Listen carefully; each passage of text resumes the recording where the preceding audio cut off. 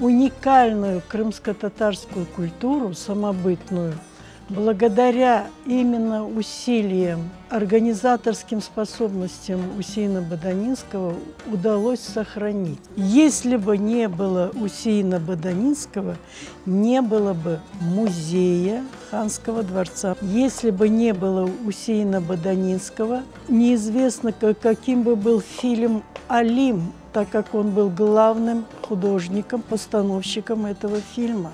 Он оформил книги по фольклору, устному народному творчеству крымских татар. И если бы не было Усейна Баданинского, не были бы с 1924 года научные экспедиции, основным организатором которого был он, по Крыму.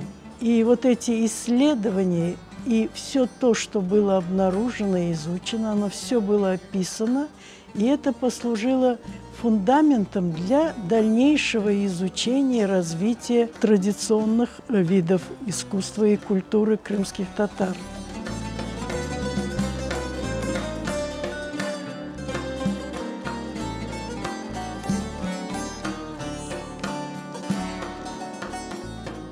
Он как бы предчувствовал, что надо торопиться, необходимо все изучить, зафиксировать.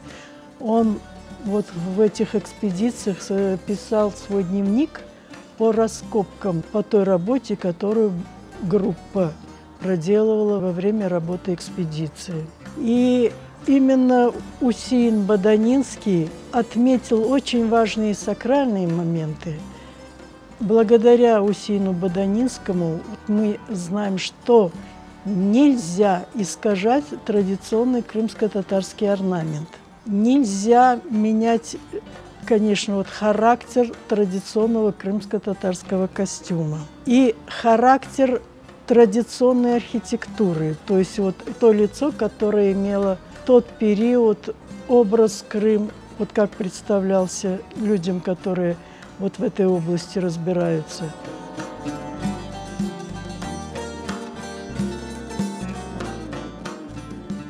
Во все абсолютно вкладывался смысл.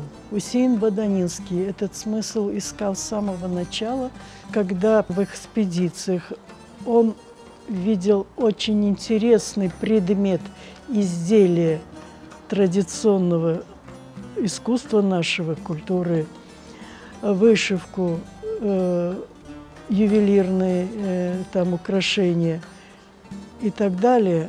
И если не было денег, а денег было в музее очень мало. Это, представьте, 22 год, это голод в Крыму, и потом репрессии, финансирование было минимальным.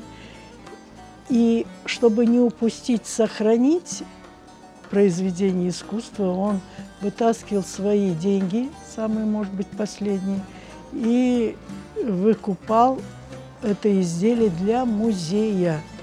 Главное, чтобы сохранить для потомства.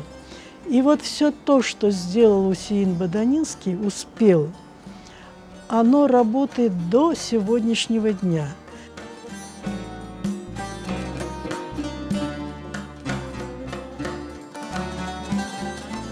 Это был очень простой человек, скромный.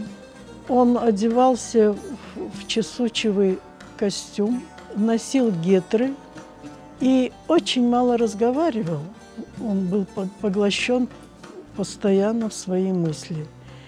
И его называли абсолютно все Усейн Эфенди.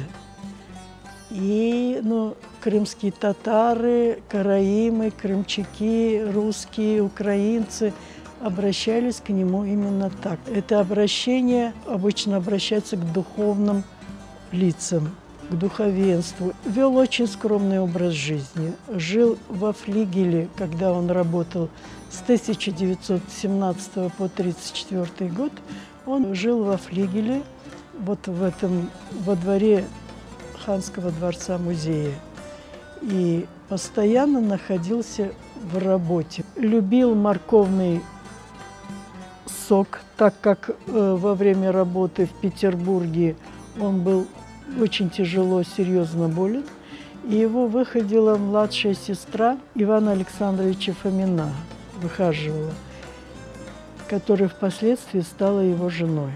И вот эта невероятная скромность, он никогда не произносил вот это вот «я сделал», или «благодаря мне», или «я лучший специалист». Это совершенно не характеризует Усейна Баданинского. Это был очень духовный человек. Это непревзойденный такой вот в своих знаниях, в своей деятельности человек.